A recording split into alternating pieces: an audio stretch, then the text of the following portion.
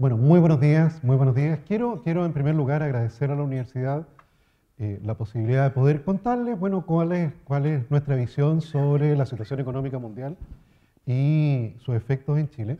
Y agradecerle a ustedes justamente por permitirme contar con algunos minutos de su tiempo para poderles transmitir justamente esta apreciación. Aquellos de ustedes que deseen tener esta presentación, no hay problema, va a estar disponible en la página de la universidad, no hay problema en ello. Lo que quiero, en primer lugar, es ver el contexto internacional. Quiero partir por el contexto internacional porque, como ustedes saben, Chile es una economía pequeña.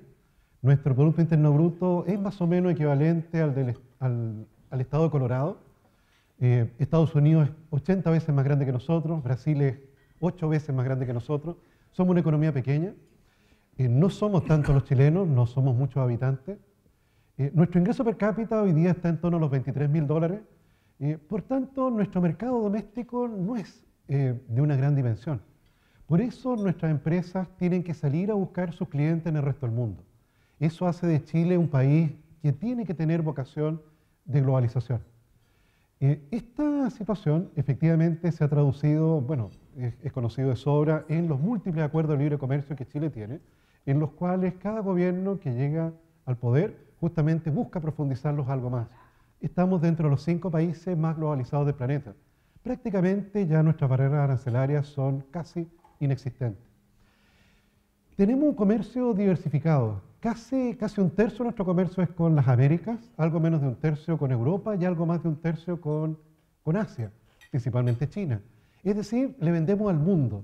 A diferencia de México, ustedes saben, México le vende casi el 90% de sus productos a Estados Unidos. Por eso es que efectivamente la política del presidente Trump pone en peligro justamente el crecimiento económico mexicano. En el caso nuestro, en el caso de Chile, nosotros le vendemos al mundo.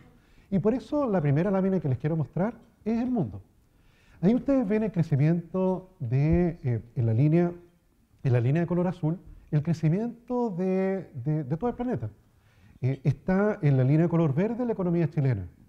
Si ustedes se fijan, hay una sincronía entre en lo que crece el mundo, lo que crece Chile y lo que crecen los países desarrollados, que es la línea de color rojo, que son nuestros principales clientes. Y allí quiero mostrarles rápidamente un evento casi como de características de terremoto en el año 2008-2009. Ustedes pueden ver ahí esa caída que sufrió el mundo durante esos años. Ahí está la crisis subprime. Quiero transmitirles ese primer mensaje porque los efectos de esa crisis los estamos sufriendo hasta el día de hoy. Y economías como la economía norteamericana, bueno, se han pasado casi una década tratando de reparar el daño que esa crisis les provocó y que, bueno, a nosotros también nos afectó. De allí en adelante, desde que tuvimos efectivamente esa crisis mundial, que de hecho Chile entró en recesión, paulatinamente el mundo se ha ido recuperando. Paulatinamente el mundo está creciendo a una tasa algo mayor, aliviando o remediando los desequilibrios o destrucción de riqueza que esa crisis provocó. En general, si ustedes se fijan, la línea de color verde, siempre esa línea de color verde debería ir por sobre el crecimiento del mundo. Aproximadamente debería estar en torno a 2 puntos por sobre el crecimiento del mundo. Para el nivel de desarrollo que Chile tiene, si el mundo crece 3%, nosotros deberíamos crecer como al 5%. Efectivamente, las teorías de convergencia nos dan muestras de eso. Es decir, no es raro que Chile crezca más que el mundo. Como ustedes lo ven allí, lo hizo durante un tiempo. Lo que no es habitual, lo que no es normal, y va a ser parte de mi presentación, es que Chile crezca menos que el mundo. Eso efectivamente no es habitual. Eso es algo inusual, eso es algo que evidentemente nos ha preocupado durante los últimos años. En este crecimiento mundial, si supusiésemos que el mundo es un avión que tiene 4 motores, los 4 motores del mundo, el primer motor es Estados Unidos, es el principal motor, que en la gráfica del lado derecho está representado por la línea azul. Ese es el primer motor del mundo. El segundo motor justamente es la Unión Europea. El tercer motor es Japón. Si ustedes se fijan, esos 3 motores que están en la lámina derecha, esos 3 motores se apagaron en el año 2008-2009. Solo quedamos volando con un motor, que es China, que lo voy a mostrar de inmediato en la gráfica que está a la izquierda. Es decir, el año 2008-2009, por eso les quiero transmitir esa primera idea, y de verdad el mundo pasó por un momento muy complicado, muy complicado. De los 4 motores que el mundo tiene, 3 se apagaron. Solo quedamos volando con un motor. Esos 3 motores que ustedes ven allí en la lámina derecha se han ido prendiendo paulatinamente. Estados Unidos hoy día está creciendo bastante. está creciendo en torno a 2%, la promesa del presidente Trump hasta el momento es crecer a 3%, que para una economía como los Estados Unidos es un desafío sustancial. Recuerden allí que los países, a la medida que se van desarrollando, van agotando parte de sus fuentes de crecimiento. Me explico. Por ejemplo, Alemania, que es la principal economía de la Unión Europea, tiene probablemente la red de autopistas más avanzada y sofisticada del planeta. La Autobahn probablemente son autopistas que tienen como el doble espesor de una autopista norteamericana. Es decir, es lo que se conoce como estado estacionario. Alemania ya tiene el requerimiento o la disponibilidad de autopistas que necesita. Ya no necesita más. Si tú eres una empresa constructora de autopistas, Alemania no es un lugar para ir a hacer negocio. Ellos ya tienen lo que necesitan. Efectivamente, si quieres construir autopistas, tienes que ir a China, donde están construyendo un continente entero. Eso hace que Alemania, efectivamente, ese motor de crecimiento que era construir autopistas o infraestructura ya no está. Y por tanto, no es raro que países que ya se acercan a su nivel de desarrollo o estado estacionario crezcan poco. Para un país desarrollado crecer a 2% no es nada malo, porque efectivamente ya está cerca del estado estacionario. Les coloco un ejemplo muy rápido que yo doy en clase. ¿Hay alguien aquí que no tenga un teléfono celular? ¿Hay alguien aquí que no tenga un teléfono celular para venderle uno? Si ustedes se fijan, si estuviéramos aquí en una junta de Entel o de Movistar, no hay mucho espacio vendiéndole celular a personas que no lo tienen ya. Y fíjate, los hijos nuestros tienen celular. Efectivamente, ya el crecimiento del mercado ya no está por venderle cosas a los que no la tienen. En el caso de ellos, ya todos lo tenemos. Es tráfico en donde podemos crecer. Efectivamente, en países desarrollados ya están en esos estados estacionarios. Por tanto, no es raro que para Estados Unidos crecer a 2% sea una buena cifra. Europa paulatinamente se está recuperando, paulatinamente está dejando atrás, por cierto, con una gran varianza. Efectivamente, Alemania con tasas de desempleo cercanas a 4%, y bueno, España con tasas de desempleo de 17%. O sea, efectivamente, para la Unión Europea, si bien es cierto, ha ido saliendo paulatinamente de la crisis, aún tiene mucha dispersión al interior de ella. Japón no prende, Japón crece casi cero. Ese es un problema que lo ha acompañado durante casi 2 décadas. Se ha quedado estancado. Bueno, de todas maneras, Japón es un país desarrollado, tiene un ingreso per cápita de $38.000. Siempre es mejor quedarse estancado rico que quedarse estancado pobre. Pero evidentemente Japón tiene un problema. Ese es un motor que no crece mucho. En la lámina de acá, de la derecha de ustedes, en la línea que va por allá arriba, es China.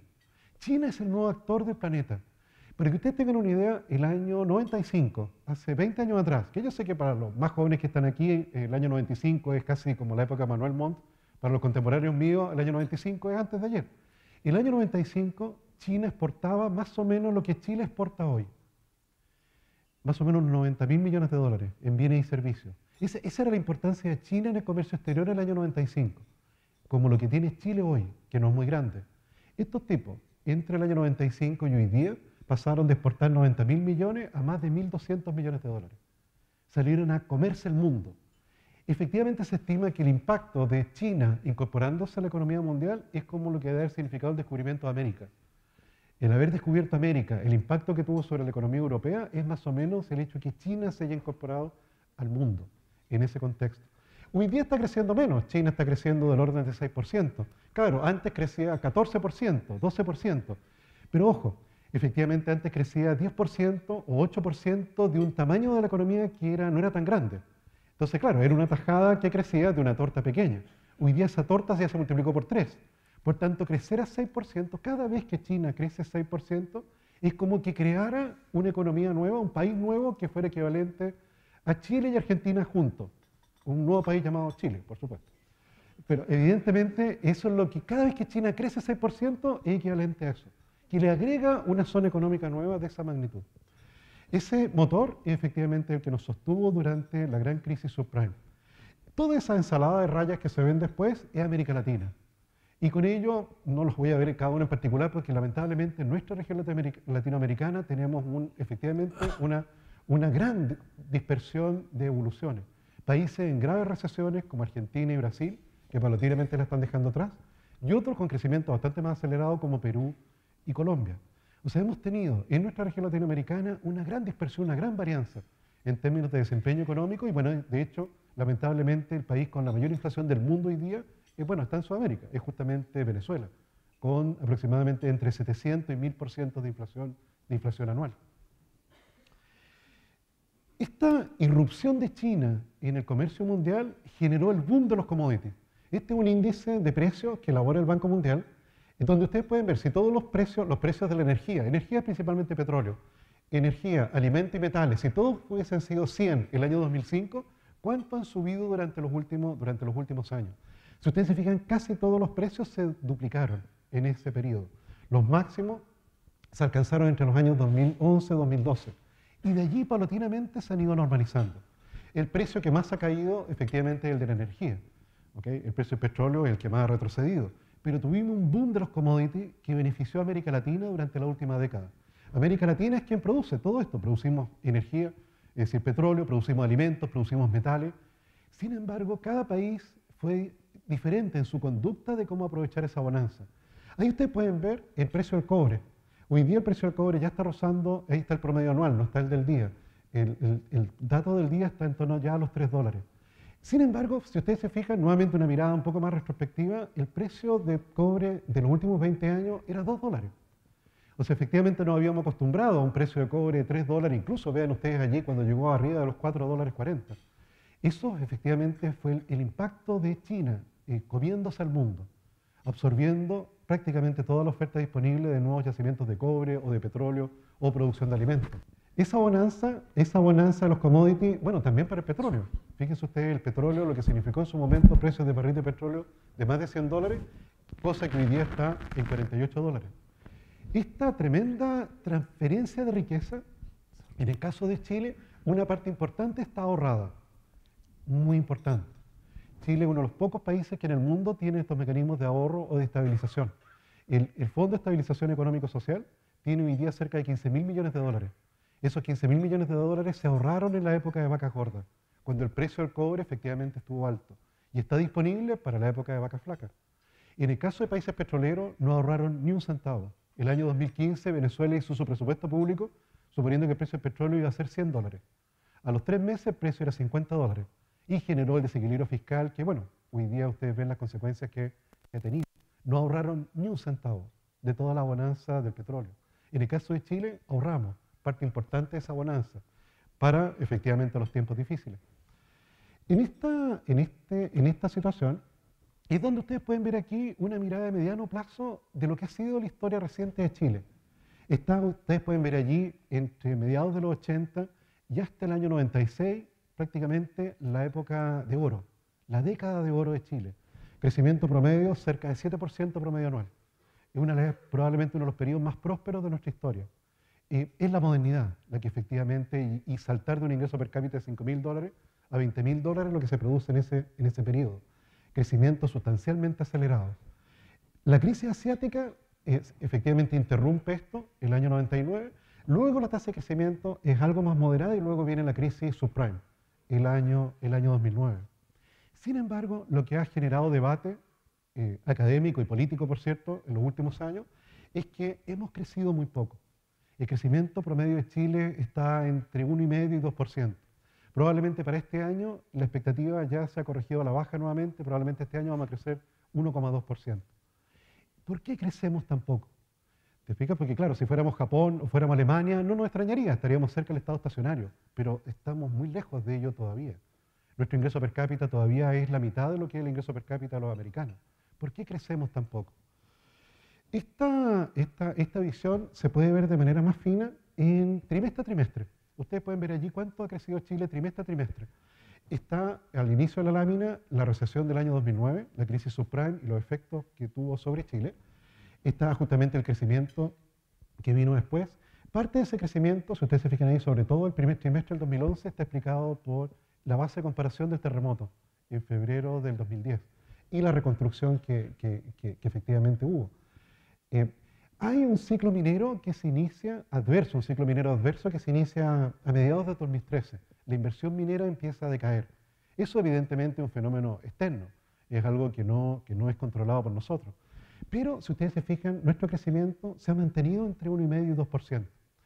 El último dato, el del primer trimestre de este año, está muy afectado por la huelga minera escondida. De no haber ocurrido esa huelga, probablemente el crecimiento hubiera sido más cercano a cerca de 1% o 1,2%, que es más o menos lo que se ha visto en los últimos meses. Pero persiste la pregunta, ¿por qué crecemos tan poco? Este menor crecimiento ha tenido su efecto en el mercado de trabajo. La tasa de desempleo, que producto de la crisis asiática, de la crisis subprime, llegó a ser más de 9%, se redujo sustancialmente. Estuvimos bordeando prácticamente el pleno empleo hace algunos años atrás.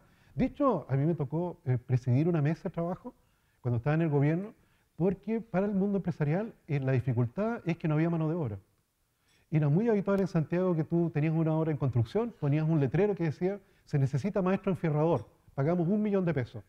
Y no llegaba nadie, porque efectivamente los maestros enfierradores ganaban más que eso. Y era un problema. Y efectivamente la mesa de trabajo era cómo, de dónde sacamos mano de obra, justamente para poder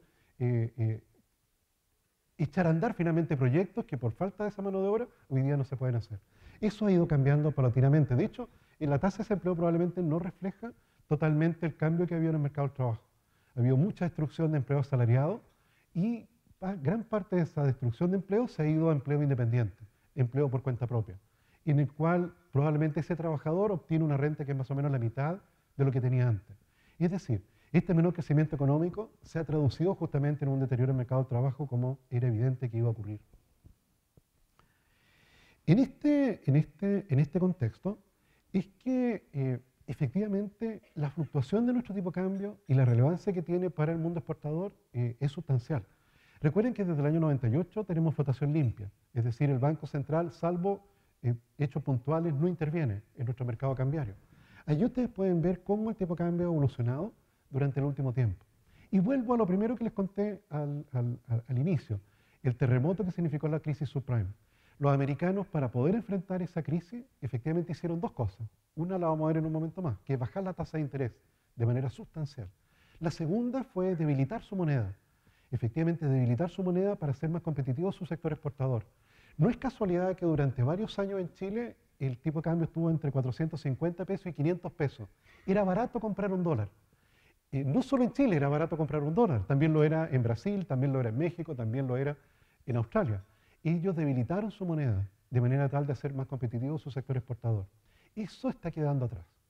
Efectivamente, eso ya cambió y eso efectivamente muestra justamente una tendencia que va en la otra dirección. Ahora, tenemos un elemento nuevo. Por eso puse ahí la elección de Trump. Trump ha generado una inestabilidad mucho mayor a los mercados de lo que hemos visto anteriormente. Les recomiendo suscribirse al Twitter de Trump, porque el tipo coloca una cosa en Twitter y mira, y a los 30 segundos los mercados se empiezan a mover. Efectivamente, basta que haga una declaración en términos de que, por ejemplo, va a acabar con el tratado de acuerdo, con el acuerdo de libre comercio de América del Norte, o que va a cerrar el gobierno si es que no le permiten construir el muro, y el tipo de cambio se empieza a mover. Ustedes pueden ver ahí las fluctuaciones que hemos tenido desde noviembre del año pasado hasta la fecha. Y en este momento el tipo de cambio a la baja, pero principalmente explicado por el alto precio del cobre. Aquí efectivamente hay un punto, un debate que tomó un cierto cariz político, porque si ustedes se recuerdan, en la propuesta de gobierno del senador Guillier, en materia económica hay algo en lo cual se planteó una mayor intervención del Banco Central en el tipo de cambio, tratando de reducir esta varianza. Finalmente, Osvaldo Rosales lo descartó y lo sacó del programa. Pero yo quiero tomarlo acá porque efectivamente para el mundo exportador esta gran varianza efectivamente le genera ruido. No te digo que fijar el tipo de cambio es la solución, pero efectivamente yo creo que para el hecho de una economía como la chilena, profundamente exportadora, es algo que tenemos que mirar con más cuidado. No fijando el tipo de cambio, por cierto, eso no es la solución. Pero piensen ustedes lo siguiente, que muchas veces yo lo he visto en proyectos de emprendimiento. Una persona se dedica, un emprendedor se dedica, por ejemplo, quiere colocar mermeladas de gran calidad en un supermercado en Nueva York. Y se preocupa de elegir la mejor fruta, el mejor envase, la mejor etiqueta, la mejor publicidad, y llega con su producto a ese supermercado en Nueva York. Finalmente le llega el cheque en dólares aquí a Chile, son $200.000 que logró vender. Va al mercado cambiario a transformar ese cheque en dólares a pesos, el tipo de cambio cae 15 pesos en una semana y toda la creación de valor que hizo en todo su esfuerzo de tener la mejor mermelada, lo pierde justamente porque el tipo de cambio cayó 15 pesos. Siempre el mensaje allí, siempre el mensaje que le damos a los alumnos es que la cadena de valor no termina cuando se vendió la mermelada en ese supermercado. La cadena de valor termina cuando tienen los pesos en la mano. Ni siquiera es cheque en dólares, es cuando tienen los pesos en la mano. Y por tanto, mirar un poquito más allí como desafío efectivamente esta situación, porque para empresas grandes este no es un problema. Las grandes mineras, de hecho, su contabilidad la tienen en dólares, pagan sus impuestos en dólares. Solamente la parte de remuneraciones prácticamente lo tienen que pagar en pesos.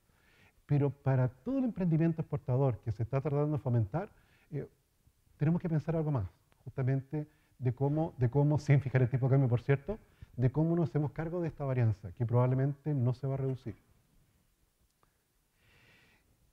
Por último, nuestra inflación, por último, para la siguiente lámina, efectivamente nuestra inflación hoy día no es un problema.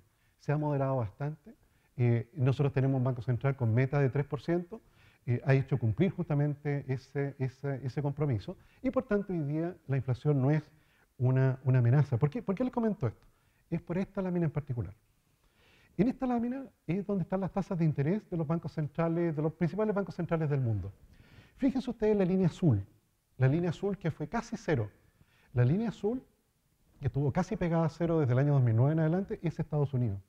Y la tasa de interés en Estados Unidos. Esa tasa de interés, si ustedes se fijan, ellos cuando tuvieron la crisis subprime, bajaron la tasa de interés a casi cero. Estuvieron casi 7 años con tasa de interés cero. Cuando un banco central baja la tasa de interés a 0%, lo que le está diciendo a los ciudadanos es, oye, cómprense algo, endeúdate, no ahorres nada, trata de invertir.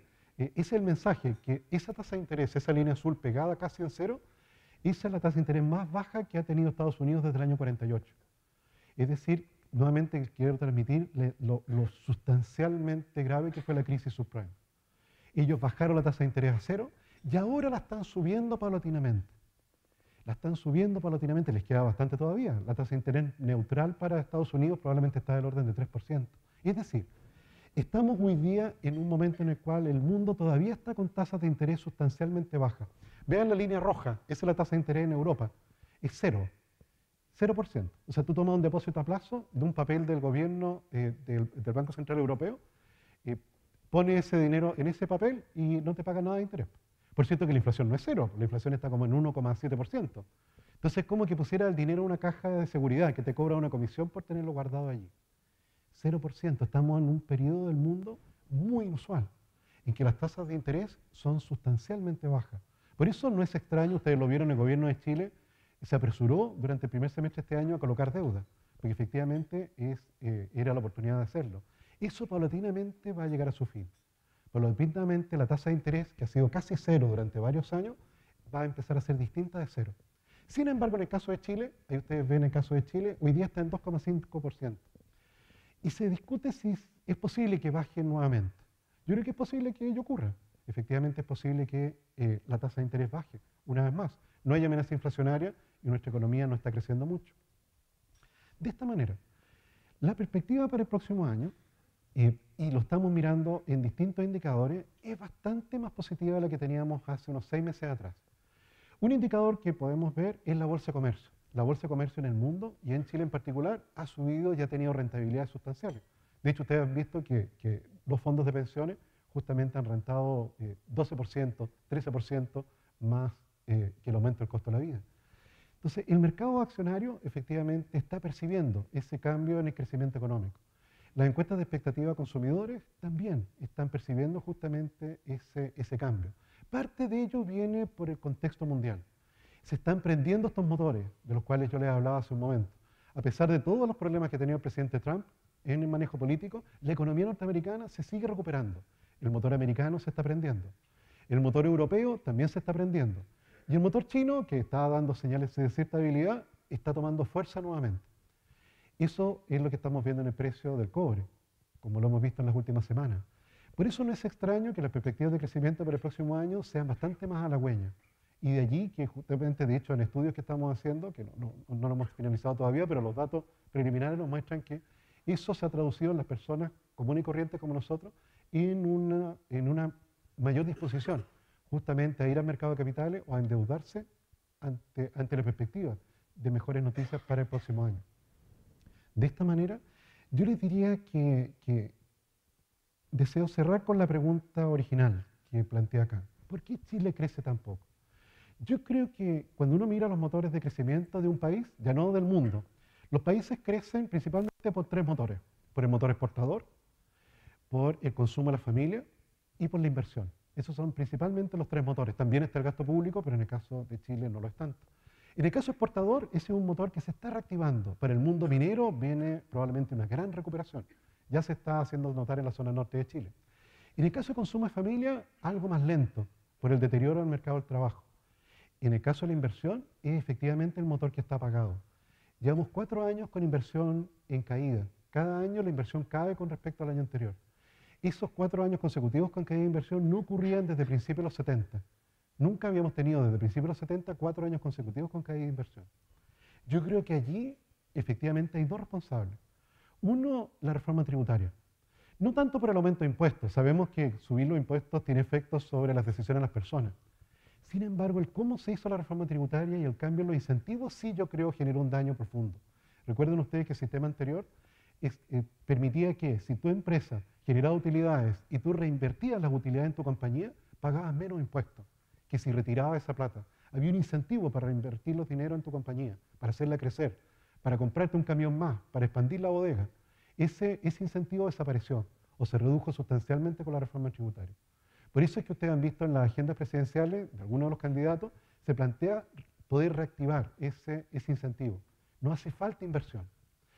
Y la segunda razón es incertidumbre regulatoria. Les coloco un ejemplo, que yo conozco más de cerca. Hemos estado 4 años en incertidumbre en el mundo universitario, justamente por un cambio sustancial en las reglas del juego, en términos de la gratuidad. Evidentemente, la gratuidad, que no la vamos a discutir aquí en particular, pero la gratuidad implica un cambio sustancial en ese sistema de educación superior. No hay ley en relación a ello. La gratuidad cuelga de una glosa del presupuesto que tiene vigencia durante un año. No sabemos, de hecho, si va a haber ley finalmente para educación superior. Esa incertidumbre regulatoria que lo puedo expresar para el mundo del agua, para el mundo de las inversiones en infraestructura inmobiliaria, efectivamente ha paralizado el sector. Es muy difícil ir a un banco como universidad y pedir dinero para construir un nuevo campus, porque evidentemente el riesgo regulatorio efectivamente ha sido sustancialmente mal administrado. De esta manera, yo les diría que no me extraña que los candidatos, por tanto, planteen justamente propuestas en relación a estos dos temas. Incentivos para volver a reinvertir, efectivamente, ¿qué hacer con todos aquellos negocios que han visto durante estos 4 años una incertidumbre tal que los ha llevado a paralizar? Y en muchos directorios, yo estoy en algunos de ellos, en algunos directorios, efectivamente esa ha sido la visión. Esperemos a ver qué ocurre. Efectivamente, el próximo expositor nos va a decir qué va a ocurrir. Muchas gracias. Bueno, les agradezco mucho a la universidad, al diario El Mercurio de Valparaíso y al Hotel Sheraton por la invitación. La verdad, cuando me piden que trate de explicar qué es lo que está ocurriendo en términos de proceso político en Chile, a veces me siento como el séptimo marido de Elizabeth Taylor. Sé lo que tengo que hacer, pero no sé si voy a ser muy original a estas alturas. Pero voy a hacer el empeño. A ver, Luis Flores mencionaba algo que es muy importante y que ha sido parte de nuestro debate y de nuestro sentido común a estas alturas en el último tiempo. Las reformas que lleva adelante el actual gobierno han generado un clima de incertidumbre y en buena medida es la causa de esa incertidumbre.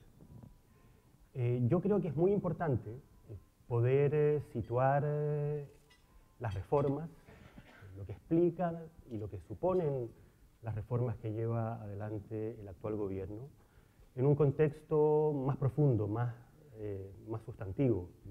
Las reformas que el gobierno está llevando adelante, la existencia misma del proyecto llamado Nueva Mayoría, se explica en función de un contexto que tiene que ver con el término de un ciclo histórico, por decirlo de alguna manera.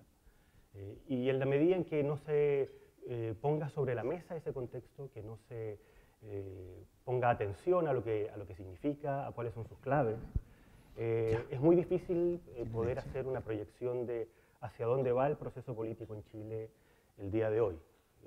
Cuál es el destino, no solo de las reformas y de la coalición que todavía nos gobierna, sino que cuáles son en definitiva las claves que explican esta creciente desconexión que estamos viviendo entre el ciclo político y el ciclo electoral. Es un poco lo que voy a tratar de explicar ahora de manera muy resumida probablemente. A mi juicio, no son las reformas del gobierno las que generan la real y sustantiva incertidumbre que vive la sociedad chilena, y particularmente su sistema político. Las reformas son más bien una consecuencia, un efecto, y no una causa en sí mismas. Lo que explica la incertidumbre y lo que de alguna manera le da un sustento político y histórico al actual proceso de reformas que lleva adelante el gobierno es un quiebre en los consensos de la sociedad chilena. Los consensos que se crearon desde fines de la década de los 80 y que de alguna manera perduraron y fueron el sustento político de nuestra transición a la democracia. A fines de los 80 veníamos saliendo de un periodo histórico muy crítico, de muchas divisiones, de mucha desconfianza, de mucha enemistad cívica, por decirlo suavemente. Y paradójicamente, la sociedad chilena tuvo una prodigiosa, casi inverosímil, capacidad de ponerse de acuerdo en cosas básicas, en un momento, como digo, de mucha crispación y de mucha tensión política. A partir del escenario que se instala con la derrota del general Pinochet en el plebiscito del 88, lo primero que ambos sectores, el sector que había ganado ese plebiscito y el sector que había salido derrotado de ese plebiscito, tuvieron la convicción de que el país requería sentarse a negociar consensos mínimos. Y fue algo realmente prodigioso que precisamente el régimen militar, después de su derrota electoral y la concertación después de su victoria en el plebiscito, tuvieran la capacidad de sentarse a iniciar un proceso de conversación, de análisis, respecto de cuáles eran los acuerdos, cuáles eran las bases comunes que el país requería para iniciar una transición que fuera viable y exitosa a largo plazo. La primera gran negociación, el primer gran acuerdo fue una reforma constitucional muy importante. Una reforma constitucional que también fuimos a votar a un plebiscito del año 89, a pesar de que es un plebiscito un poco olvidado. No nos acordamos que el año 89 también fuimos a votar un plebiscito y la inmensa mayoría de los chilenos, más del 95% de la gente, votó a favor de las primeras 54 reformas a la Constitución. A partir de esas reformas constitucionales y de lo que significó no solo en términos de las normas que efectivamente cambiaron, hubo cambios muy importantes en la Constitución del 80, partiendo por el artículo 8º, que fue eliminado y que era un artículo que impedía la existencia de partidos de orientación marxista. Pero no solo los cambios, como digo, sustantivos fueron asociados o estaban asociados a los contenidos de esos cambios, a lo que se modificó sustantivamente de la Constitución, sino que sobre todo a la señal política, a lo que quedó instalado en términos de que la sociedad chilena empezaba, después de un periodo muy largo, iniciado a comienzos de los 60, respecto de una discusión muy profunda sobre los modelos de desarrollo en Chile, había tenido un periodo muy crítico de muchas divisiones y ese periodo paradójicamente empezaba a confluir, a converger en acuerdos sustantivos. Después, durante el gobierno de Patricio Aylwin, la sociedad chilena tuvo también la capacidad de ponerse de acuerdo en cosas muy importantes. Tuvimos una reforma tributaria a comienzos de los 90, tuvimos una reforma laboral, tuvimos una reforma que permitió hacer concesiones en materia de infraestructura, tuvimos una reforma que democratizó los municipios. A partir del año 92 tuvimos alcaldes y concejales electos. Tuvimos una reforma que creó el sistema particular subvencionado en educación, hoy día tan vilipendiado, el sistema que incluyó el tristemente célebre copago. Y los éxitos y los resultados que la sociedad chilena tuvo en esa primera década fueron realmente notables y fueron precisamente la expresión de esta capacidad también notable de converger y de llegar a acuerdos muy importantes. Nunca hemos tenido un mejor periodo en términos económicos y en términos de indicadores sociales que los que tuvimos en la década de los 90 y en la década del 2000. Sin ir más lejos, en el gobierno de Patricio Aylwin, el país creció en promedio sobre el 7% anual. algo que cuando uno lo mira hoy día, en función de los números que nos mostraba Luis, realmente suena casi al país de Alicia en el País de las Maravillas, ¿verdad? Pero efectivamente el país logró en un periodo relativamente breve pasar de tener 5 millones de pobres, 40% de la población bajo la línea de pobreza, a tener hoy día a 1 de cada 10 chilenos bajo la línea de pobreza, en una pobreza que además es cualitativamente distinta a la que teníamos a comienzos de los 90. Tenemos hoy a una clase media que pasó de representar al 10-12% del país a una clase media que hoy día representa sobre el 60%. Una clase media que está plenamente incorporada al consumo, a la lógica del crédito, que ya no veranea solamente en Cartagena o Las Cruces, sino que ahora aspira a llegar al Caribe, y se endeuda y logra llegar al Caribe. La verdad es que el cambio en términos de condiciones de vida de la sociedad chilena en los últimos 20-25 años ha sido realmente extraordinario, y desde el punto de vista político, lo que explica en buena medida los logros de la sociedad chilena durante estos años es precisamente los acuerdos y los consensos políticos que se generaron a comienzos de los 90 y fines de los 80. Esos consensos, lamentablemente, fueron debilitándose en el tiempo. Es una paradoja que los países que tienen logros y éxitos muy rápidos en periodos relativamente breves de tiempo, más que generar grandes bienestares y grandes sensación de logro, de confianza, terminan exactamente en lo contrario. Los sociólogos alemanes hablan de la famosa paradoja del bienestar. Países que pasan efectivamente de situaciones muy críticas a situaciones de cambio y de beneficios económicos y sociales relativamente rápidos generan también malestares importantes en sectores relevantes de la sociedad. Y fue exactamente eso lo que nos pasó en Chile desde fines de la década del 90. Cuando uno mira los informes del PNUD, particularmente el informe más relevante de todos, que es el del año 97, que es el primer informe que constata esta idea de un malestar difuso en la sociedad chilena, ese malestar difuso se ubica precisamente en la clase media y está asociado fundamentalmente a los cambios en las condiciones de vida de un sector muy importante de la población que pasó de una situación tremendamente precaria a una situación de rápido acceso a bienes de consumo y a servicios. Es decir, los resultados que el país estaba obteniendo, junto con generar efectivamente mucha confianza y mucha certidumbre, generaba también malestar e incertidumbre en sectores importantes de la población. Eso fue, de alguna manera, confirmado también desde el punto de vista político. A partir del año 97 y sobre todo a partir de las elecciones del 99, cuando uno mira la historia electoral del país, uno observa claramente que entre el año 96 y el año 99 se produce un quiebre, un punto de inflexión muy sustantivo. Las fuerzas que hasta ese momento habían estado siendo hegemónicas en ambos sectores del espectro, en la concertación y en el mundo de la centro-derecha, eran las fuerzas que de alguna manera tendían a converger hacia el centro y le daban sustento y legitimidad a estos acuerdos. La democracia cristiana en el mundo de la concertación, Renovación Nacional en el mundo de la centro-derecha. A partir del año 99 se produce claramente un cambio, un quiebre en esa tendencia.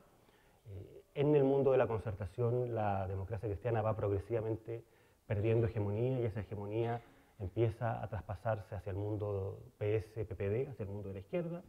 Y en el caso de la centro-derecha, la UDI va progresivamente adquiriendo cada vez mayor preponderancia y dejando a Renovación Nacional en una posición cada vez más subordinada desde el punto de vista no solo electoral, sino que desde el punto de vista de quién logra finalmente imponer los contenidos en la agenda pública.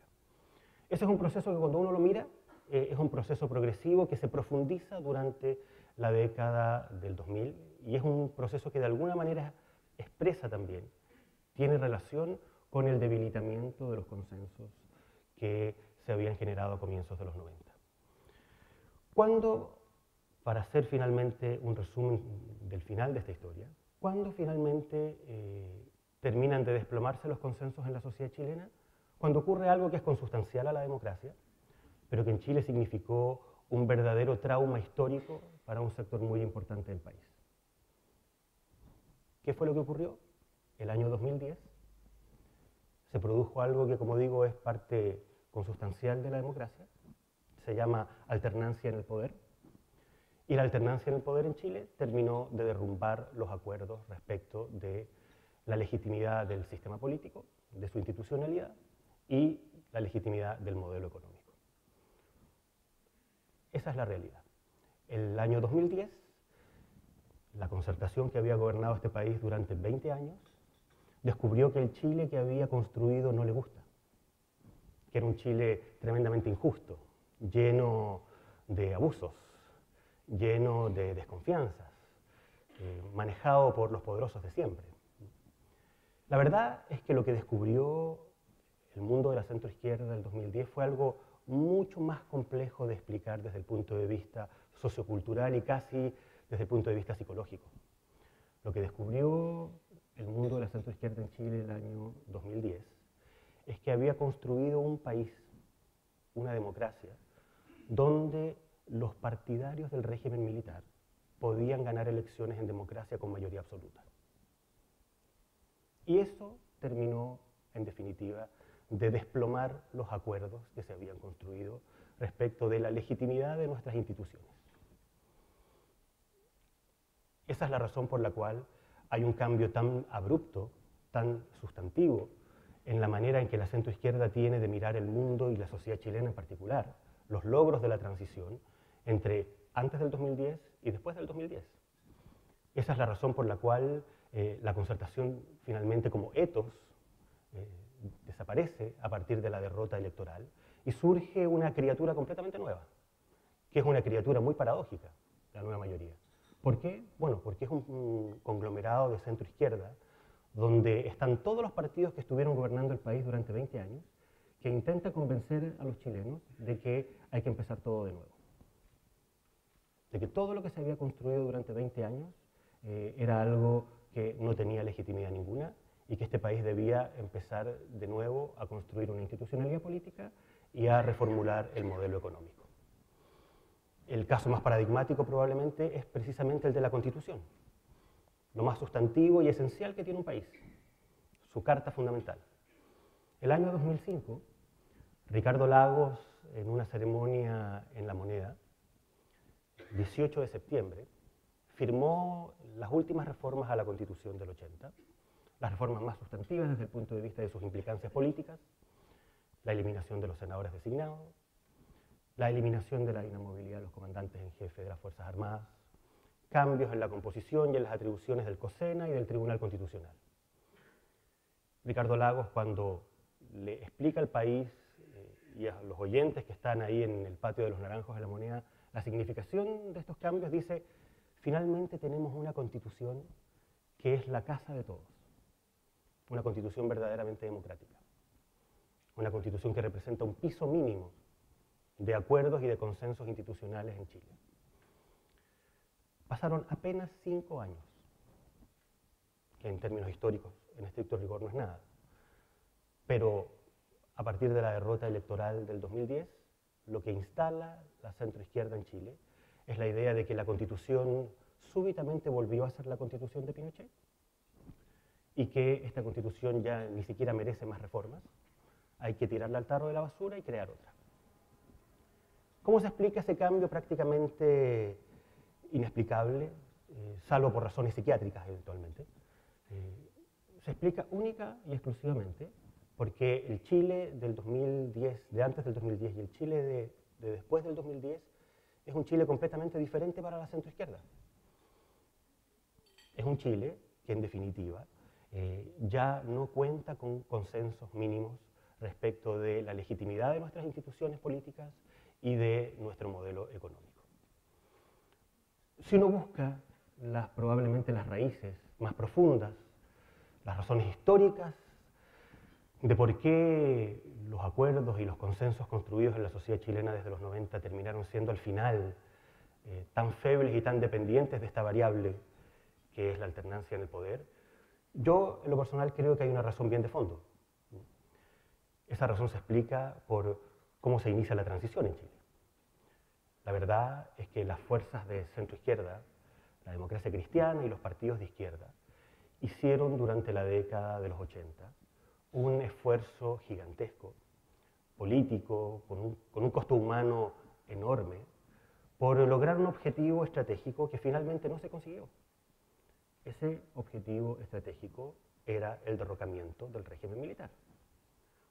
Entonces, finalmente, esa convicción, la convicción que tienen los partidos de centro-izquierda de que no va a ser posible derrocar al régimen militar, es lo que lleva a las fuerzas de centro-izquierda a tomar la decisión de inscribirse en los registros electorales, aceptar las reglas del juego impuestas por el régimen militar, participar del plebiscito y tomar la decisión de remover al gobierno de Pinochet en el marco de la institucionalidad generada por el propio régimen.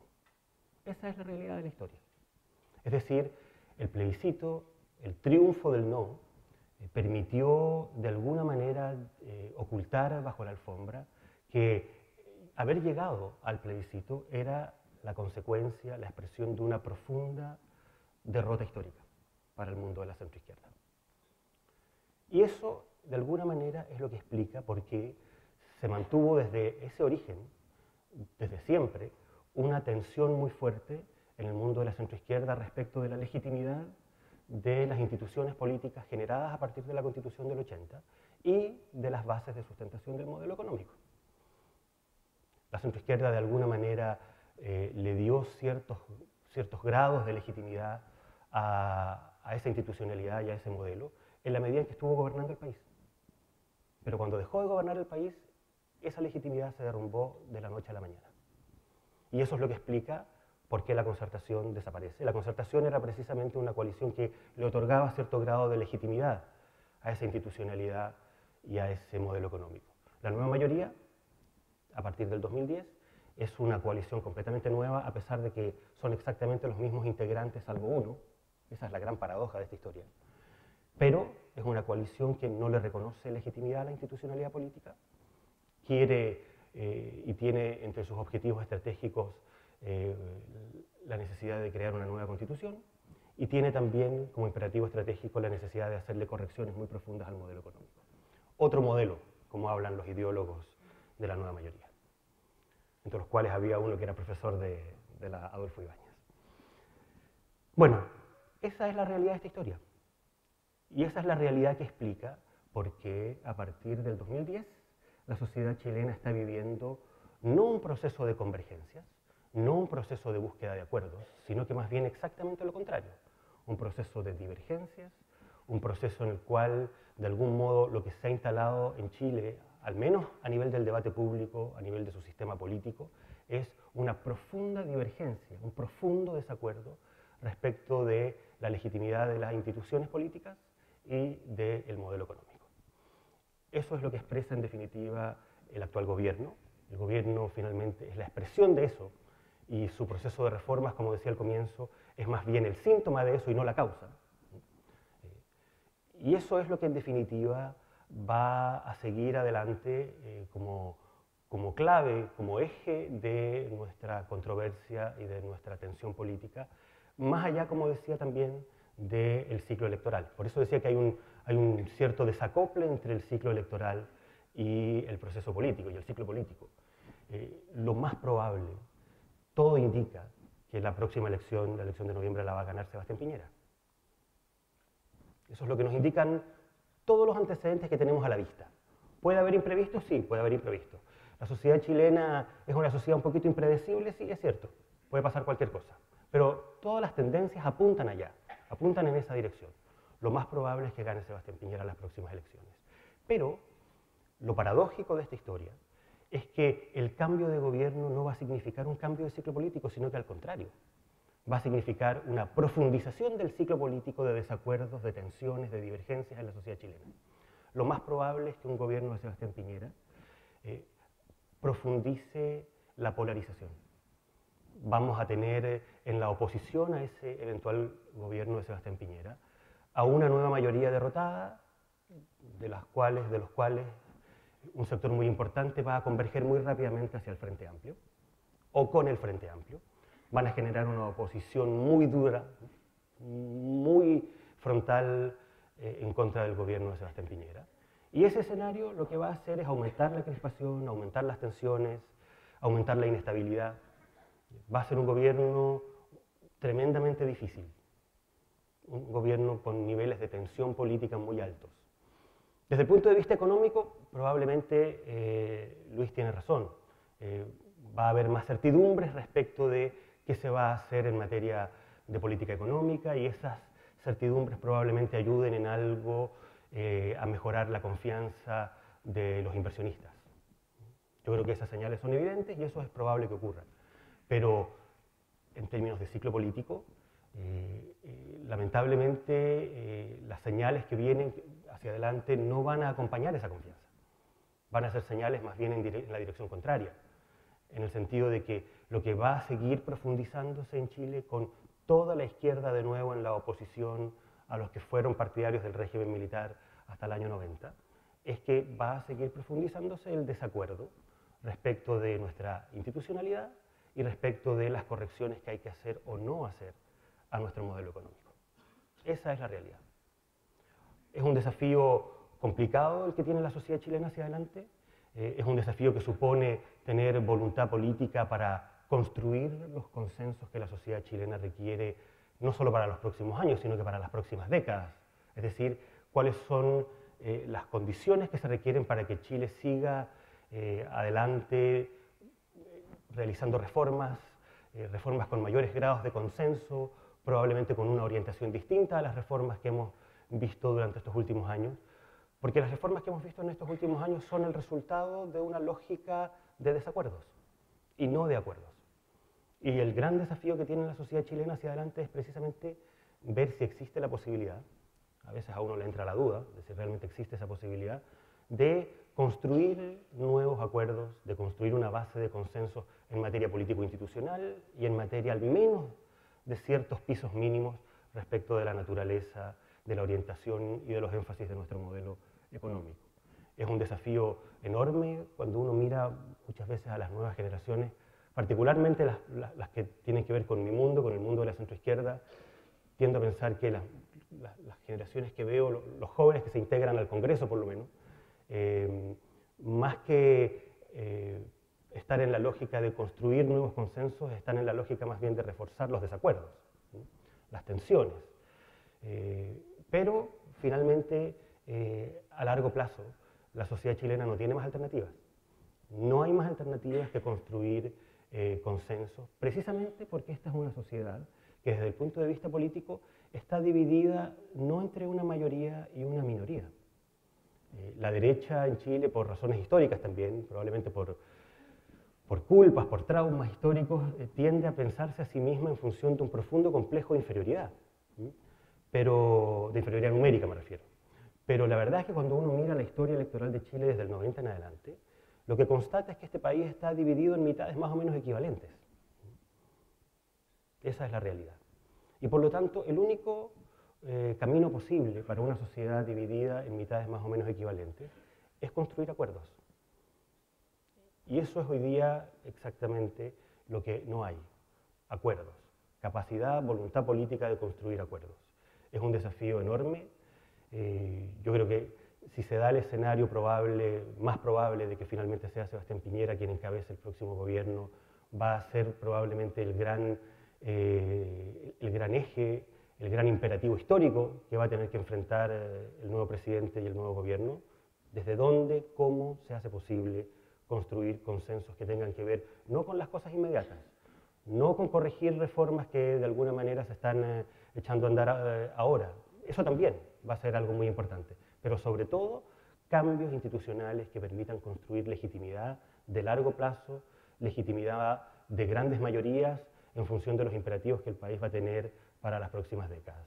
Muchas gracias.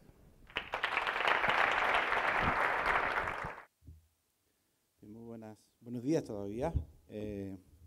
Primero agradecer la invitación a los organizadores del evento, la Universidad Adolfo Ibáñez, el Mercurio de Valparaíso y el Hotel Sheraton.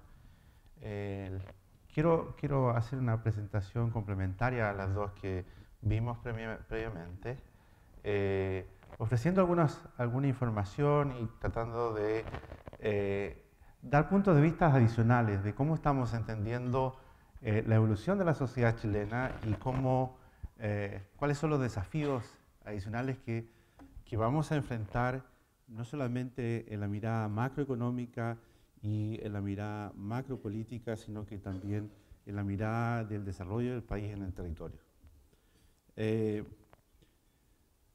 La presentación tiene tres partes. Primero hay una breve historia, lo que en esta invitación me dijeron que mirara qué es lo que se estaba proponiendo para el desarrollo del territorio nacional, y entonces fui y miré los tres programas que encontré en la web de los tres candidatos que tienen una mayor puntuación en las encuestas. Y entonces a partir de eso revisé un poco la historia que les voy a mostrar y traté de entender cuál es el problema que ven los candidatos existe en el desarrollo del territorio. Luego una pequeña descripción de cuáles son las propuestas que hacen y finalmente un análisis de esas propuestas, ¿cierto? En el contexto básicamente de las investigaciones que desarrollamos. ¿Cuál es el problema? Una breve historia de estas propuestas, que no las de hoy día, sino que las del pasado. Hay una cantidad de libros escritos sobre el problema del desarrollo territorial en Chile. Aquí uno puede ver, por ejemplo, ¿sí se ve? Sí. Este es un libro que propone una nueva capital en otra ciudad del país, más hacia el sur de Santiago. Este es un libro del año 2015, donde dice por qué debemos descentralizar, y así sucesivamente. Y los últimos dos que están aquí son bastante interesantes, son lo que podríamos llamar los programas para el regreso a la democracia que se escribieron en el año 1987. Estos dos libros, que son parte de una cantidad grande de libros que existe, uno estaba liderado por Felipe Larraín, ¿cierto? Y un grupo de profesores de la Universidad Católica, y hay uno o dos de la Universidad Adolfo Ibáñez, y el otro el libro se llama Desarrollo Económico en Democracia, ¿cierto? Porque estábamos precisamente mirando qué íbamos a hacer cuando retornáramos a la democracia. Y Alejandro Foxley, que dirigía un centro de investigación que se llama CIEPLAN, que lo volvió a dirigir recientemente, escribe este libro Chile y su futuro, donde uno podría pensar este es el programa, ¿cierto?, económico de la concertación. ¿Sí? Y si uno mira estos dos libros, ¿cierto?, hay distintas propuestas de qué hacer, etcétera, pero hay algo en que están muy de acuerdo, y es respecto al desarrollo territorial. ¿Sí? Uno mira estos dos capítulos y son muy, muy parecidos. El capítulo del libro que dirigió Larraín se llamaba Para un efectivo desarrollo regional, reconociendo que hasta ese momento en realidad el desarrollo regional no había sido muy efectivo. Mientras que el capítulo de Foxley, que dedica a esto, lo llama la descentralización de la retórica a la acción, diciendo que hasta ese entonces se había hablado mucho más de lo que se había hecho. ¿Sí? Entre las cosas que escriben hay cosas realmente notables. Yo saqué algunos párrafos de ambos textos. Larraín dice, por ejemplo, Chile tiene una alta concentración económica y poblacional en la región metropolitana, por el desarrollo hacia adentro. Dice que como la economía había crecido, ¿cierto?, muy cerrada hacia el comercio exterior, había hecho que este desarrollo se concentrara en Santiago, y como consecuencia el desarrollo regional era lento y era periférico. Foxley decía que el centralismo está con nosotros desde siempre, decía, era un poco la herencia de los españoles. También decía que era consecuencia del desarrollo cerrado del país, que las regiones estaban desanimadas y con pocos recursos, producto del centralismo agobiante, eso está entre paréntesis porque es literal, y el gigantismo insaciable de Santiago. ¿Sí? Y las políticas que sugerían, esto es impresionante. Larraín decía, dado el grado de centralización existente en Chile, no se puede dejar su solución en manos de las libres fuerzas del mercado. Una acción y guía del Estado es imprescindible, especialmente en el periodo requerido para revertir la inercia centralizadora. Foxley decía algo parecido, pero adicionalmente hablaba de los recursos, de la explotación de recursos básicos, y por lo tanto decía que una parte importante de la producción y del valor agregado que se generaba en las regiones que producían minería, agricultura, pesca, debería quedarse en esas regiones. Y los problemas entonces, ¿cuál era el problema que se reconocía? Esto en el año 1987, uno, concentración, asociado más bien a la cuestión económica, y centralismo, asociado más bien a la cuestión política. ¿Sí? Concentración, es decir, una parte importante de la riqueza se estaba concentrando en torno a la capital, y centralismo se refería al mismo proceso, pero los aspectos políticos, respecto a los aspectos de toma de decisiones. ¿Sí? Aquí probablemente deba decir que en la literatura de desarrollo económico uno encuentra cosas muy interesantes, no sobre Chile, sino que en Latinoamérica y en el mundo. Hay un economista, medio filósofo, de la Universidad de Harvard que estudió Latinoamérica, estudió países en desarrollo, y que planteaba que la tolerancia a las desigualdades va disminuyendo a medida que el país se va desarrollando. ¿Sí? Y esta es una visión probablemente complementaria a la que nos planteaba Max recién, ¿cierto? Que si uno mira lo que pasaba, por ejemplo, en las protestas de los estudiantes y miraba las encuestas, que tenían un apoyo de sobre 80%, o sea, más del 80% de la población estaba de acuerdo con lo que los estudiantes estaban pidiendo por allá por el 2011. ¿Sí? Ese nivel de acuerdo cualquier político lo querría, ¿no es cierto? Y probablemente ese nivel de acuerdo fue también el que puso esos problemas en la agenda. ¿Sí? Estoy de acuerdo que no teníamos mucha idea sobre el impacto que el diseño de la legislación, ¿cierto?, con tiempos largos y con incertidumbre, tiene sobre el crecimiento económico.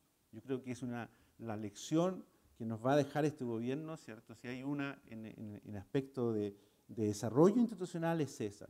Debemos tener mucha claridad, ¿cierto?, respecto a cómo vamos a hacer reformas, ¿cierto? Es fácil hacer leyes, es fácil que van refinando lo que ya tenemos, pero hacer cambios significativos tenemos que ser mucho más cuidadosos porque hemos aprendido que la incertidumbre que coloca sí afecta significativamente, especialmente en la inversión, como nos señalaba Tomás.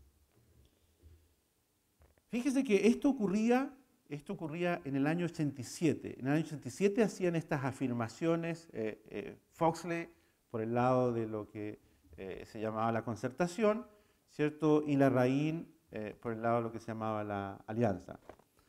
Y en el año 87, el porcentaje de población, que es una buena medida del nivel de concentración del país, alrededor de la región metropolitana era del orden del 32%. ¿Sí? Tanto Foxley como Larraín llegaron a ser ministros de Hacienda. Y si uno mira lo que pasó durante los gobiernos y los demás gobiernos, se hizo muy poco respecto a esos dos capítulos que hablaban de desarrollo territorial. La mayor parte del esfuerzo estuvo enfocado en problemas que se definieron o se jerarquizaron como más importantes. La estabilidad macroeconómica, la estabilidad política, la apertura hacia el exterior, ¿cierto?, el fomentar el crecimiento de las empresas, pero todo esto con una mirada ciega respecto de cómo esto se desarrollaba en el espacio. ¿Sí? De hecho, en economía regional, ese enfoque se llama un enfoque espacialmente ciego. ¿Sí? Y si uno mira del año 87 hasta hoy día, ¿cierto?, pasamos de 32% a 40, 41% de la población, y si uno pone la actividad económica un poquito más alto, en torno a la región metropolitana. ¿Sí? Ese proceso, ¿cierto?, de concentración, acompañado también de centralismo, y de centralismo no solamente en el gobierno, ¿no?, sino que de centralismo también en toda la actividad privada, ha generado algunos problemas y probablemente también está explicando parte de nuestros problemas para crecer. La concentración y el centralismo entonces ha continuado creciendo desde el año 87, ¿cierto?, que estamos mirando y desde el regreso a la democracia. La concentración y descentralización es la expresión de la desigualdad territorial existente en el país. ¿Sí? Y las consecuencias, les decía, es porque hay una priorización, una jerarquía de los problemas y hemos hecho políticas, por ejemplo, cuando partió la discusión de un impuesto a la minería, ¿sí?, se decía, hagamos un royalty, porque un royalty no es un impuesto, y como no es un impuesto, entonces podemos asignarlo, y podemos asignarlo a que se vaya a las regiones. ¿Sí? el proyecto de royalty falló, no se aprobó y se aprobó un impuesto especial a la minería. ¿Sí? El segundo proyecto enviado. Un impuesto no puede ser asignado previamente. ¿Sí? Por lo tanto, el impuesto entró a las arcas fiscales. Y cuando empezó a entrar, por allá por el año 2007, 2006, 2007, ¿cierto? Se descubrió que la economía chilena había dejado de crecer al ritmo previo porque la productividad total del factor, que significa innovación, adopción de nueva tecnología, preparación de capital humano avanzado, estaba estancada. Y había que entonces promover innovación, promover adopción de nuevas tecnologías, promover formación de capital humano, y esos fondos se destinaron fundamentalmente a ese proceso. ¿Sí? Y todo el desarrollo regional, ¿cierto? Entonces se puso a la cola de nuevo a esperar otra oportunidad. Luego vino el Transantiago, después vino el cambio del sistema educacional, ¿cierto? Ahora está el cambio del sistema de pensiones, ¿sí? Y uno mira hacia el futuro y ve todavía, ¿cierto?, que el problema territorial, el problema de las desigualdades territoriales va a tener que esperar un poco o mucho tiempo más. Y en el año 2008, Chile fue invitado para ser parte de la OECD. En el año 2010, este proceso se culminó con una aceptación de Chile dentro de este grupo de países desarrollados o en desarrollo de alto ingreso. Y esta institución mandó a Chile una misión para que mirara su desarrollo en distintas dimensiones. Una de ellas fue la territorial. Y lo que planteaba es que estaba tan concentrado el país que estaba afectando negativamente el crecimiento del país. Y se calculaba, ¿cierto?, esto con algunas estimaciones no muy robustas, entre 1 y 1,5%. Y la idea que había aquí, ¿cierto?, es que en las primeras etapas de desarrollo de un país, ¿sí?, el crecimiento, ¿cierto?, se ve beneficiado por procesos de concentración. ¿Sí? ¿Por qué? Porque que haya más empresas juntas genera una serie de economías de escala, de aglomeración, de alcance, etc. Pero cuando esta aglomeración crece demasiado, empieza a generar deseconomías de congestión. No solamente congestión vial, sino congestión de uso de bienes públicos, congestiones, ¿cierto?, producto de las distancias que hay que recorrer para hacer cualquier tipo de actividad, etc. Por lo tanto, se llega a un nivel donde es conveniente empezar a desconcentrar. ¿Sí? Y escribimos un libro por ahí por el año 2013, donde revisábamos muchos casos en el mundo y especialmente en Latinoamérica, y de 5 trabajos que estaban publicados sobre el tema, los 5 ponían a Chile, desde el año 2000 en adelante, hecho por economistas bastante reconocidos en el área, ponían a Chile como un país que estaba sobreconcentrado. ¿Qué significa esto? Que tenía un nivel de concentración tal que podía estar afectando negativamente el crecimiento. ¿Sí? Lo cual coincidía con el informe de la OECD, que decía que desarrollar, ¿cierto?, el potencial que Chile tenía en las regiones iba a hacer que iba a promover mayor crecimiento que el que tenía. ¿Sí? Y esta es la breve historia que quería contarles sobre el contexto previo a los actuales planes, ¿cierto?, o programas que nos están presentando los candidatos a presidente. Tomé los tres candidatos, para los cuales encontré algo en sus planes. ¿Sí? Están ordenados por orden alfabético, no hay ninguna. Traté de hacerlo lo más imparcial posible. Guillier dice que en su programa que va a descentralizar. ¿Sí? Y su descentralización está como una respuesta al problema del centralismo que estaba descrito previamente. ¿Sí? Piñera, ahí estaba varios programas, y hay uno de ellos solo que encontré que tenía una iniciativa regional. Dice, es fundamental activar la cartera de proyectos de infraestructura regional, potenciando los trenes de creación, tranvías y teleféricos para todas las regiones de nuestro país. ¿Sí? Infraestructura.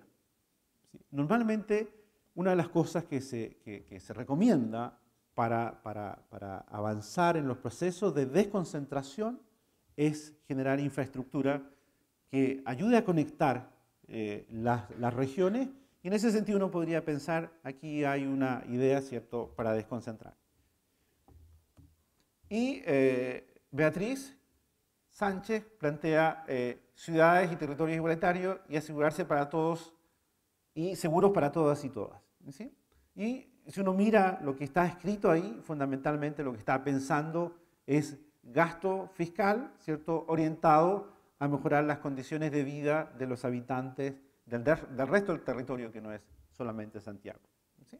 Un pequeño resumen de eso: tenemos una proposición de descentralización, una propuesta de gasto público en infraestructura y una propuesta de gasto público con objetivos sociales. ¿Sí?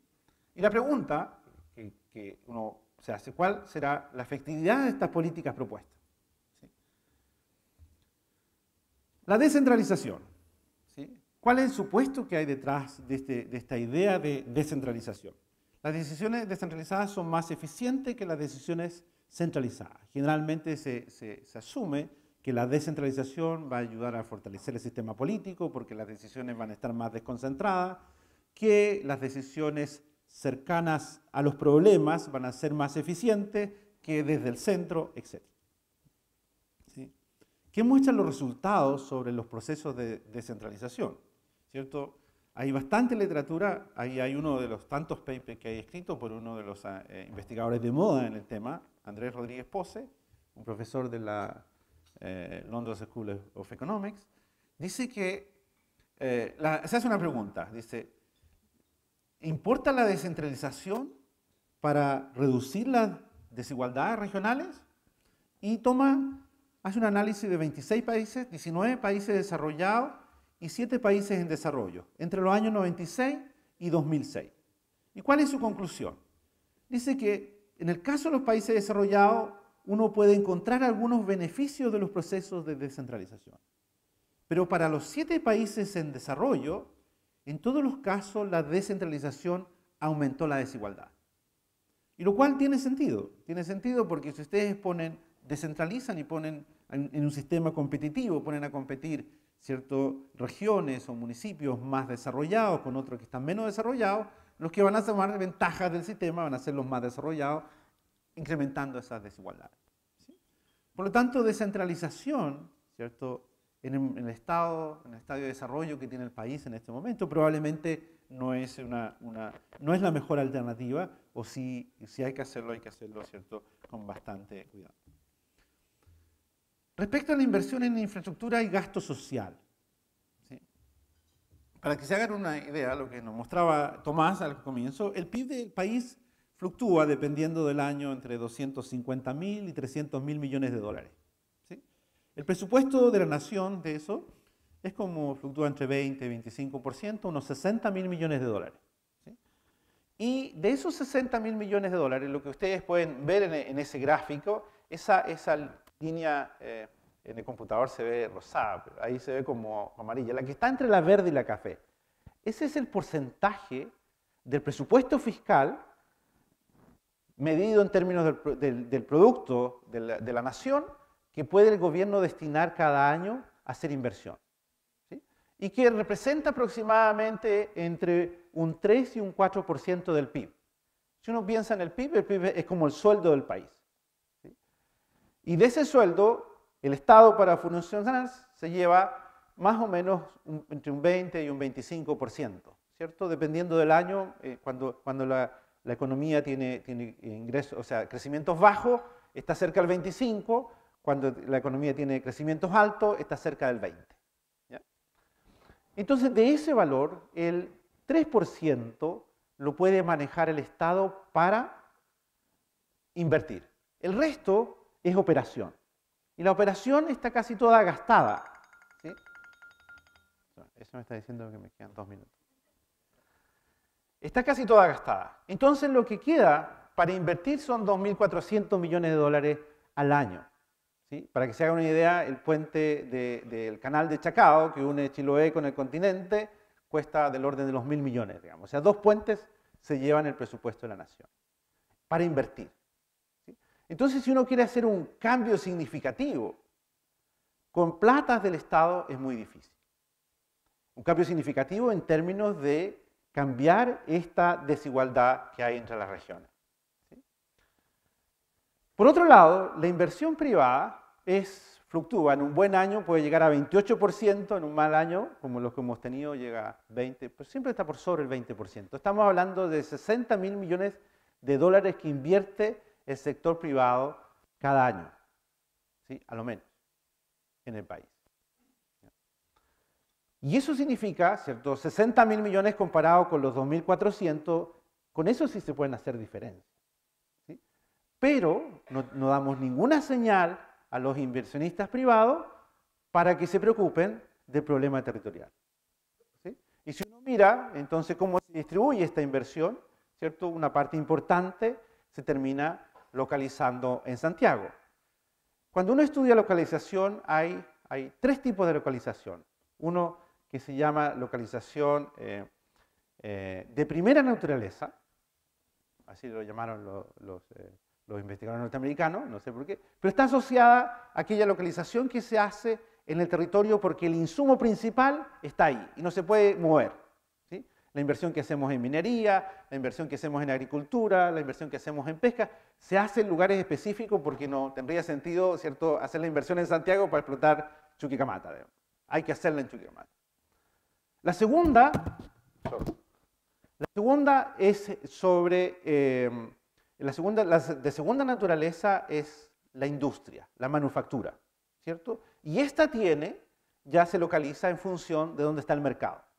Y esa está dominada por Santiago, ¿sí? Y la tercera, la de los servicios, ¿sí? La de tercera naturaleza, la terciaria, la de los servicios se localiza en algún lugar donde sea más barato hacerlo, ¿sí? Pero en Chile la hemos localizado también en Santiago. Entonces, la inversión, ¿cierto?, no tiene mayor direccionamiento y se hace en función de lo que es más conveniente. En un mercado, ¿cierto? Entonces, si estamos intentando cambiar estas condiciones con las platas públicas va a ser muy difícil porque los montos son muy pequeños. Entonces, la pregunta es cómo hacemos para que los agentes privados tomen las decisiones de llevar esos fondos a la región, ¿sí? Y eso significa que tenemos que intervenir las señales del mercado. Porque no podemos decirle a los inversionistas, mire, usted va a tener que ir a invertir a Aysén porque es la región más atrasada del país, ¿sí? La forma en que los países desarrollados lo hacen, ¿cierto?, es que ponen los incentivos para que hacer la inversión en Aysén sea más rentable que hacerla en Santiago. Y si no, no hay remedio. Entonces la pregunta es, ¿cómo hacemos eso? En definitiva, es mucho más importante, ¿cierto?, las decisiones que toma el sector privado que las que toma el sector público cuando queremos direccionar inversiones. Y la pregunta es, ¿cómo hacemos eso para reducir la concentración? Un ejemplo, primero, de los mecanismos de concentración. Aquí voy a ir muy rápido porque ya se me acabó el tiempo. En general, las ventas, ¿cierto?, y los excedentes y las utilidades se concentran mucho más en Santiago que en el resto del país. El 77% de todo lo que se vende en el país pertenece a una empresa de Santiago. Eso quiere decir que el resto del país, solamente el 23% de las ventas pertenece a una empresa que no está en Santiago. Y si uno mira la correlación entre las ventas y la utilidad es casi 1. Por lo tanto, uno podría decir que el 77% de las utilidades que se generan en el país se van a propietarios que están en Santiago. Solo el 23% se quedan en regiones. Y el 60% de la población vive en regiones. Por lo tanto, esta diferencia es muy significativa. Esto es un ejemplo del cobre, era solamente para mostrar con más concreto, ¿cierto?, que el cobre se produce en Antofagasta 55%, sin embargo, la mayor parte de las ventas que se hace el cobre se quedan en Santiago. Otros mecanismos de concentración, voy rápido, el proceso de selección universitaria, los estudiantes, ¿cierto?, los buenos estudiantes desde las regiones se van a Santiago, los malos estudiantes desde Santiago se van a las regiones. Y ese es un mecanismo muy perverso para el desarrollo de las regiones. La conmutación, que ha sido posible gracias a la institucionalidad de la dirección del trabajo, de los bajos pasajes en avión y de las buenas carreteras, etc., ha hecho también que se concentre cada vez más, especialmente la parte de altos ingresos en la región metropolitana. el gasto privado de innovación, que se decide en las regiones, se termina gastando una parte importante en Santiago. ¿Qué hacer? ¿Cierto? Con esto voy terminando. Primero, un ejemplo de Corea, ¿cierto? Esta transparencia yo la había mostrado a los empresarios hace un par de años y les explicaba cómo Corea, ¿cierto? En los años 80 teníamos un PIB similar de alrededor de $5.000 per cápita, ¿sí? Y nosotros, ¿cierto? En un plazo de 30 años pasamos alrededor de 20.000 y los coreanos casi nos doblaron, ¿sí? Y la pregunta, ¿qué hicieron? ¿Cierto? Bueno, hicieron muchas cosas, pero respecto a esto, quería mostrar respecto a qué hicieron a la parte de descentralización. Fíjese que cuando uno tomaba el diagnóstico que hacían de Corea en los años 70 y cambiaba Seúl por Santiago y Corea por Chile, era exactamente igual, ¿sí? Entonces, ¿qué hicieron? En los años 80 se dedicaron a parar el control de la sobreconcentración que tenían en Seúl, la ciudad capital. Y fíjese que 20 años más tarde, en la década del 2000, recién comenzaron el proceso de descentralización. Una vez que ya habían parado el crecimiento de Seúl y habían localizado suficientes empresas y las economías ya eran bastante más sólidas en el resto de las provincias, ¿sí? No solamente porque lo que decía Rodríguez Pose, que aumentaba la desigualdad, sino que había un problema también de corrupción que se había estudiado y que aumentaba, ¿cierto?, cuando la descentralización se hacía sobre regiones que estaban poco desarrolladas. Entonces había un plan de largo plazo que no tenemos, ¿cierto? Y la pregunta es, además de este plan, ¿cómo hicieron? ¿Qué instrumentos? ¿Sí? Y los instrumentos que están descritos en ese libro que aparece ahí es usando mecanismos de mercado. Subieron mucho, varias veces los impuestos al uso de la tierra en Seúl. Y al contrario, bajaron estos impuestos en las regiones en que quería que se instalaran, ¿sí? Los impuestos, entonces, ¿cierto? Esto no significa un gasto del Estado, significa una redistribución. Van a pagar más los que están viviendo en el territorio que no queremos que aumente su población y van a ser más atractivos los otros territorios, ¿sí? En Chile no hacemos eso. Hay una idea, cuando usted hace esta propuesta, dice no porque no tenemos que discriminar. Y hay discriminaciones que son buenas discriminaciones. Por ejemplo, tenemos un impuesto a los cigarrillos, ¿cierto? Pagamos 2 o 3 veces el costo, ¿sí? Y eso hace que la gente fume menos. Y lo mismo hacemos con los alcoholes. Ahí somos menos exitosos, casi somos número 1 tomando, ¿cierto?, alcohol en el mundo, pero probablemente tomaríamos más si es que el impuesto al alcohol no existiera. Entonces, ese instrumento, ¿sí?, ese es un elemento que tenemos que convencernos que podemos usar para promover el desarrollo de las regiones. Está ausente en los 3 programas, ¿cierto? Y ojalá podamos convencer a los candidatos, especialmente a los con mayor probabilidad de ganar, de que consideren seriamente empezar a hacer una discriminación positiva hacia los territorios que no son la región metropolitana. Fíjese lo que pasó en Corea con esto, ¿cierto? Pasaron de tener 2 ciudades o 3 ciudades sobre 750.000 habitantes en los años 70, 80, a tener 13 ciudades actualmente, 13 ciudades en ese territorio con más de 750.000 habitantes. Cuando partieron eso, algunas de esas ciudades tenían solamente 10.000 habitantes, ¿sí? O sea, producto de una política muy intensiva de promover los territorios. Finalmente quiero concluir esto diciendo que probablemente parte de este proceso de estar un poco enojados con el sistema político, ¿cierto?, tiene que ver con las promesas de no solamente crecer, sino que además, ¿cierto?, promover mayor equidad, ¿ya? Y si uno mira los eslogans, ¿cierto?, promover con igualdad, crecer con igualdad social, estos eslogans que tuvieron, ¿cierto?, y que ganaron gobiernos de alguna manera, yo creo que generaron esperanzas y generaron que se frustraron luego, porque las desigualdades no se aprecian, que van reduciendo, ¿sí? Cuando alguien se empieza a frustrar, ¿cierto?, genera 2 procesos. Es la acumulación de la frustración, ¿cierto?, genera algo que se llama resentimiento, ¿sí? Y cuando el resentimiento alcanza ciertos niveles, economista y filósofo decía, bueno, las soluciones empiezan a buscarse por vías no institucionales. ¿Sí? Y el otro elemento que creo que es importante en el proceso es que debemos empezar a pensar este proceso de reducir las disparidades regionales, no solamente desde la perspectiva social, como hemos pensado hasta ahora, no solamente porque queremos, ¿cierto?, ayudar a aquellos que tienen menos oportunidades en el resto del territorio, sino porque efectivamente eso nos va a ayudar a crecer significativamente. ¿Sí? Y no solamente entonces vamos a tener un país más incluidor, más inclusivo, sino que también vamos a tener un país que va a crecer más. Muchas gracias.